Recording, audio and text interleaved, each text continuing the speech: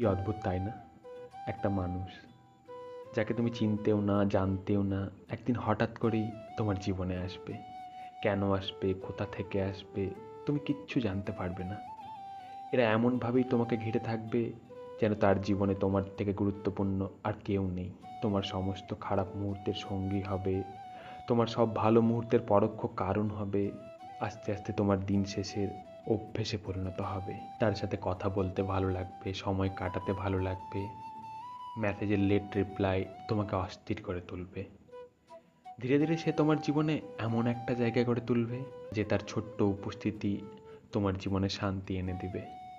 তোমার চারপাশের কিছু মানুষ তোমাকে বারণ করবে, তুমি নিজেকে তার থেকে দূরে রাখার চেষ্টা করবে, কিন্তু অবশেষে তুমি তার অভ্যেসে এমনভাবে পড়বে যে তাকে ছাড়া এবার তোমার একলা লাগতে শুরু করবে।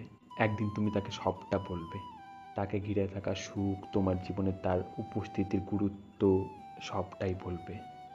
তারপর সেই মানুষটা হঠাৎ একদিন এমনভাবে বদলে যাবে যে তুমি আর কিচ্ছুই মেলাতে পারবে না। যে তোমার একটা হাসির জন্য সব কিছু করতো, তাকে তুমি আর খুঁজেই পাবে না। তখন তোমার মনে হবে যে আমি কি দোষ করলাম। একটা মানুষ যাকে আমি চিনতাম না, সে আমাকে এতটা একলা করে কেন দিল? কিন্তু এর উত্তর তুমি এই জীবনে আর কখনো পাবে না।